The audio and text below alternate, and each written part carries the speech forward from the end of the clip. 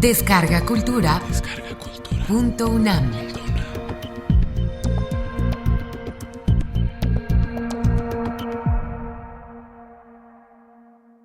Sirena que anida donde el mar muerto respira, hada de los sueños que deshoja la hora mortal y la pesadilla, alma del tierno espectro que niega su muerte y batalla por la vida, misterio de la doncella que dosifica la canción nítida de tu mirada, hechizo de la bruja que logra el alarido en el romance de tu voz, mujer dimensional, enigma de los sentidos. Rapunzel alisa su sedoso cabello en su torre medieval, mientras un caballero manda un fax en la selva lacandona, con tintes eróticos y magia a su amorofaga Dulcinea. Ella responde que dará en sacrificio a su paloma mensajera, que pintará el sueño dorado de un disparo en la fragua, que necesita y alimenta un corazón desangrando a la flor. Estrella disonante que señala los destellos del firmamento, Rita, hacedora de murciélagos y mandrágoras, en infantes que liberan el perfume erótico de tu monja. Así te descifro y me bato contra el dragón para brindarte no calor sino calidez. Maga de la pasión púrpura, ebria de sol, viajas como una mariposa monarca encendida, como un bisturí en flor y en razón inconcebible de la noche. Oscura pasión, deseo del inconsciente colectivo y del duende. Te descifro en cada canción como te venero, ángel caído, laberinto de la ardiente paciencia y del sustento. Rita, así te descifro y me bato contra el dragón. El mecanismo del sueño. Estaba bajo los efectos del extraño mecanismo del sueño cuando la voz de un viejo llegó a mí con esto. Con su magnífica voz de siglo me dijo que todo esto es previo, es decir, que toda información sirve para algo y tú la necesitarás en algún momento. Supuse que se refería a mí, que era yo quien la necesitaría en algún momento. Lo supuse porque él me hablaba, pero era curioso cómo lo hacía, porque no me miraba directamente a los ojos y precisamente cuando le iba a preguntar quién era él, el mecanismo del sueño funcionó y ya no veía al viejo con la que supongo es mi letargo ojo, mi mirada de ensoñación, mi mirada de sueño en sueño, en que descifro lo que se forja en mis descansos, en mi tiempo inútil de ocio, con ganas de hacerme recuperar fuerzas o ganas de moverme por ahí o de hacerme vivir. ¿Quién soy yo para definir algo así? Y ya no vi más al viejo sino al rostro de un joven que se figuraba más que un camino o en una ruta como a la orilla de todo y de nada. El rostro de un fugitivo que quizás quería perderse en el último lugar del mundo. Era el rostro de alguien que buscaba o que huía y que me interesó por esa mirada de aventura en que el dolor personal era fácil de ir desapareciendo mientras este joven iba llegando a ese lugar. No sé cómo un hijo pueda odiar tanto a su padre, solo tú lo odiaste tanto que tuviste que partir de tu país. Esas palabras estaban en una carta en donde te pedían que regresaras con eminente urgencia, que él, el viejo, se moriría sin verte. Tú la leíste como se lee el periódico del domingo, pasando de página y sorbiendo el café, y te importó un carajo. Francia te esperó con el viento helado de su madrugada y pensabas en la amante mexicana del presidente, de ese país que dejabas, de ese México huraño y afable del que te alejabas, a quien habías tenido empernada en tu viva experiencia del Kama Sutra mexicano que realizaba, que consistía en hacer esperar lo más posible el volcán de tu sexo que se proponía en hacer su aparición inevitable. Con un dolor agudo, casi físico, casi espiritual, promovido por una exquisita amante viva y abierta a sentir el placer hasta sus últimas consecuencias, porque ella era un natural pozo del deseo y del fuego humano, que en sus interminables ahogos corpóreos y su respiración constante y sostenida en su entrega, era solo estar en medio de la más dulce sensualidad de la tierra, ya que ella era de una belleza única con su piel morena y sus ojos de tigre mujer. Era de un erotismo vivo como la última vista que sostuviste en ese paisaje colorido, exótico, amigable, contradictorio, arisco y tremendamente solitario que te daba sentimientos encontrados de cariño y de odio. Te era curioso que este vivo erotismo lo sintieras tan solidario y que no estabas preparado a este hecho surgido en tus entrañas. Mismo hecho que te hizo pensar en Chile, en aquella puberta cierta que espiaste cuando niño mientras ella se bañaba? ¿Qué te hacía espiarla? No era el deseo y mucho menos la lujuria, eras muy pequeño para eso. Para ti era un ritual, algo más sagrado que la misma misa dominguera, que siempre te importó un comino. Aún no sabes cómo tu padre supo que espiabas a esa adolescente vecina de tu casa y que tú desde la habitación con los viniculares eras el consumado bullerista. ¿Qué fue una de tus grandes reprimendas de aquel viejo que te decía el Benjamín y que por ser el Benjamín tenías que llamarte como un hermano menor que había muerto hace mucho tiempo, uno más de los tantos y tantos reproches que te había creado la herida en tu alma, casi carne viva sobre tu padre, cosas emocionales que en su conjunto te obligaron a partir al extranjero, primero a México y después a Francia, a ese país premoderno o moderno en donde había surgido entre un buen gusto y con espanto el estridente paso que buscabas para llenar tu alforja. Y así volteaste de lado y estabas en Francia con la cara de aquella adolescente, de aquella niña vecina de tu casa, y entonces descubriste que los rostros de Francia y de sus adolescentes niñas tenían el rostro íntimo, solidario y arisco del erotismo del amante del presidente de México, solo que este erotismo era de otro colorido y de otra intensidad y que todas te proporcionaban con un gran ejército el inquietante e interminable oficio de espiarlas. Era su intimidad transgredida que te hacía ser el consumado ojo cachondo y perverso, que te descubriría el erotismo desde la intimidad de sus actos previos para presentarse en sociedad. Entonces pensaste en el viejo, el podrido que había estado antes que tú en su juventud haciendo el ruido de las casas, de sus dobles discursos, de sus actos equívocos, de su tránsito eterno para ser correctos en la sociedad, y lo buscaste sin percatarte de la hora. La llamada duró una eternidad con el frío a cuestas de la espalda, pero por fin alguien se hizo presente en el auricular público. Era el viejo André, el hechicero literario, ese que tenía buenas ideas para aterrar a la gente de bien y lo entendió desde el libro de ese olvidado mago que jugaba con las mentes y que escribió todo aquel mecanismo inalterado, necesitado de ti para ser utilizado como moneda corriente. Desde allí sería su trinchera en el mundo, desde su libro sobre los sueños, y entonces desde aquel día los sueños hacían mitin en las calles que pertenecieron al silencio, y precisamente ese viejo estaba al otro lado del auricular diciendo con voz profunda, adormilada, bueno, en su francés de queso gruyere y sueños apocalípticos, y tú, con tu voz seductora y afable, saludaste al estridente viejo con la euforia del extranjero en un local de putas.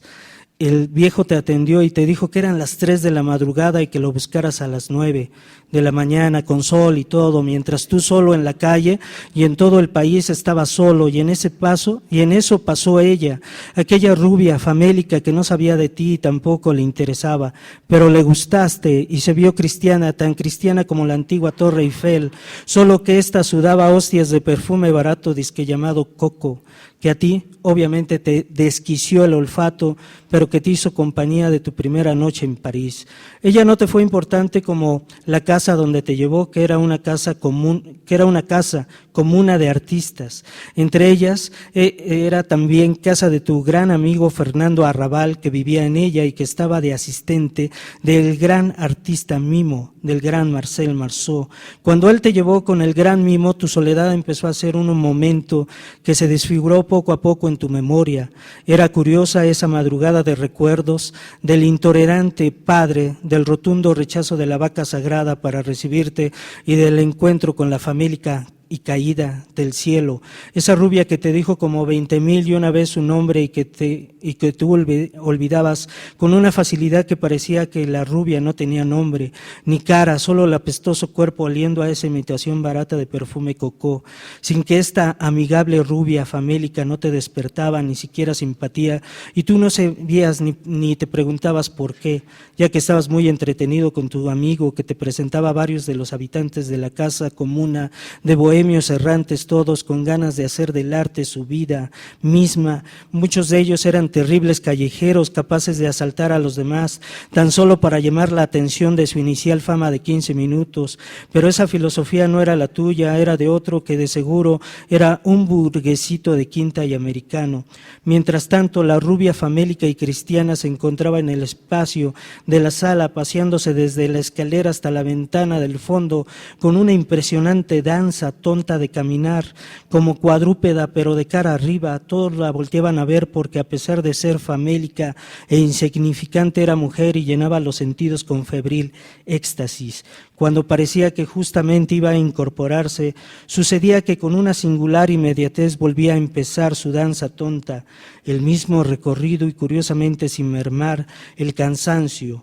Entonces tu amigo te llamó por tu nombre, Alejandro, y al momento de voltear todos eran animales, vestidos como seres humanos. Era como estar en una singular versión animada de Rebelión en la Granja, y todos bebían y reían a su alrededor.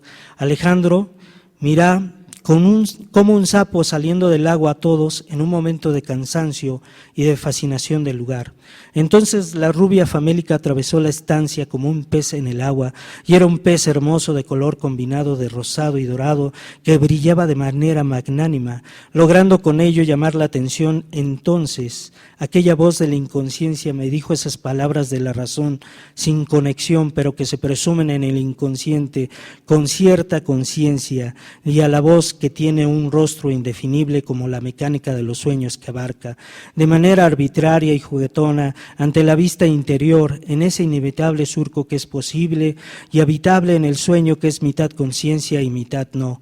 Entonces ahí, solo ahí, se hace el misterio de esa información contada antes de empezar a despertar y quedar anonadado. Si tienes leves indicios de recordar lo soñado mientras vas haciendo tu día, y lo que la voz tomó como una articulación consciente está diciendo, lo que es un sueño no es una realidad. Y esto en mi despertar se volvió tanto disipación como asimilación. Era un sueño que tenía mucha carga imaginativa sobre lo que es probable y que tiene que ver con todo lo que me rodea y me gusta. Por cierto, no sabes quién soy, ¿verdad?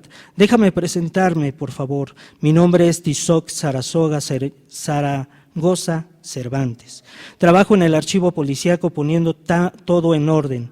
Yo creo que es en realidad por lo que me pagan. En mi familia se supone que hay descendencia de reyes mexicas como de sacerdotes. Incluso se dice que León Toral tiene algo que ver conmigo, pero no hay mucho que lo compruebe. Lo cierto es que yo tengo cierta sensibilidad para poder presentir algunos mensajes y presencias del más allá. Yo, la verdad, me he dado cuenta de algunas cosas y he experimentado de presencias del más allá.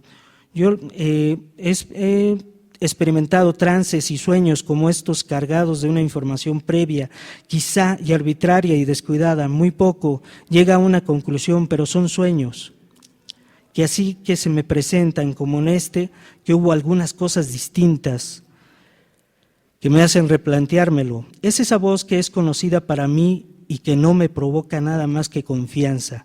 Bueno, mi día muchas veces es aburrido y solitario. Solo en el archivero llega a haber cierto tipo de acción cuando me piden que investigue de más sobre circunstancias de algún implicado en alguna investigación, pero casi todo queda en una información recabada y en su respectiva carpeta con recortes y guardada en el archivero correspondiente.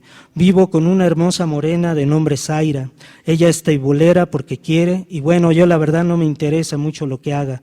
Probablemente termine yéndose algún día. Te dije que Zaira es teibulera. No es porque no le haya gustado estudiar o algo así, es porque es una floja de primera que le gusta el dinero fácil. ¿Que por qué vive conmigo? Porque cree que estando con alguien que trabaja en la policía le ayudará con los posibles problemas de su trabajo. Esta vieja no da un paso sin tacón de aguja y enseñando las nachas, porque así es su manera de pensar. Es una loca de cascos ligeros. Pero ¿qué te voy a decir? ¿Que soy un santo o algo así? No lo soy. Para mí está bien ella, me gusta su compañía, es derecha. Sé que no es sincera tanto como lo sabe ella. Y como no me voy a casar con ella, pues ¿para qué le prometo algo que no va a pasar? ¿Que cómo la conocí? La conocí en un antro llamado Enola Gay. ahí la conocí, porque es un lugar medio loco que tiene teiboleras y también tiene espectáculo para adultos, algunas vedettes, mi amigo el travesti Lucrecia, a quien conocí siendo policía y que se retiró por haber metido a un narco a la cárcel, mismo que juró que lo iba a matar y que por esa simple razón decidió ocultarse, hasta se retiró de la policía. Muy pocos como yo sabemos a qué se dedica, y yo lo sé porque a mí no me conoció el narco entambado, y desde entonces se dedica a esto. De hecho, es de él, el antro, y como él es medio pícaro, pues decidí hacer esta doble vida en donde este narco no lo pudiera encontrar. Perdón, admirador de David Bowie, sobre todo de Bowie como de Juan Gabriel, decidió inventarse su Ziggy Stardust en este antro que tiene cierta concurrencia y ambiente. Desde las 8 ya donde entra de todo, la mayoría va a pistear, pero muchos hacen su vida ahí, transvestis, transexuales, teiboleras, marcianos y sexólogos. De hecho, allí hay una teibolera que es sexóloga en serio. Vaya que uno se entera de cada cosa. Zaira no es la sexóloga no es a la sexóloga que me refiero, a ella no le interesa más que los chismes de las revistas, que para ella son conocimientos de cultura general, que todo mundo debe de consumir para tener algo de qué platicar. Por ponerte un ejemplo, para ella es una fecha de efímeres el día en que Ricky Martin se salió del closet y se declaró gay. Ni siquiera sabe que el Enola Gay no es un gay célebre que haya defendido los derechos de los gays o algo así, como ella en verdad cree. Ella no sabe que en realidad el Enola Gay fue el avión que llevó la bomba atómica a Japón para soltarla en la provincia de Hiroshima. Yo no tengo tanta cultura, pero por lo menos eso sí lo sé. Me divierte mucho lo sonsa que es, y más que ella se sienta tan orgullosa de su ignorancia. Tanto llega a su pendejismo que ni siquiera, que si hubiera un concurso de ignorantes lo perdía por lo mismo. Desearía que no te confundieras con mi manera objetiva de hablar. Lo que pasa es que como conocí a Zaira, que por cierto no se llama así, se llama Petra, pero que a ella no le encanta su nombre y yo no sé por qué. A mí ella me encanta mujer y tiene todo para ser una personalidad muy fregona. Pero ¿qué pasa? Que a ella le gusta el dinero fácil, el reventón. Me tiene cierto respeto porque yo le doy su lugar como mi pareja, pero yo sé que esto no va a durar para siempre. Yo a veces quiero llegar a casa y a dormir y es cuando ella hay que llevarla a trabajar hasta las 2 o 3 de la mañana, si bien me va, cosa que nunca pasa. Por eso quisiera decirte que no te confundas. Pero ¿cómo hacerlo si yo mismo vivo en un completo desorden sentimental, con una persona buena, pero lamentablemente no lo suficiente? Zaira es muy hermosa, es una mujer joven que hace ejercicio, que se procura demasiado para verse bien. Por ser pulcra, es ordenada en sus tiempos, siempre me dice lo que sí va a hacer y lo que no, simplemente no se compromete, como la vez que le propuse matrimonio. Ella simplemente no aceptó y no lo hizo porque ella ya tiene planes en su vida, porque no quiere cumplir conmigo y eso me duele, pero yo, oh trágico de mí, que le he otorgado ese derecho, ese regalo de darme cuello cuando ella diga hasta aquí, y créeme que así será. Alejandro Jodorowsky estaba allí en la terracita del restaurante mirando su café, con mucha observación. Eso a muchos que lo conocen les llamó la atención, así que los meseros todos le preguntaron si había un problema con su taza de café. Alejandro, ¿cómo es él cuando está abstraído? Solo pidió severamente no ser molestado. ¿Qué había en su café? ¿Qué estaba metido en su extraña observación? Alejandro había mirado alrededor de 15 minutos a su pez hermoso y rosado, dorado, colorido, que daba piruetas en un café. Fue un trance surrealista y recordó al viejo André, que en algún momento le negó su pase a su cofradía. Pero ese pez rosado, dorado de su café también entendía a Alejandro Jodorowsky que eso era un mensaje de alguien que intentaba comunicarse con él, pero que él no conocía.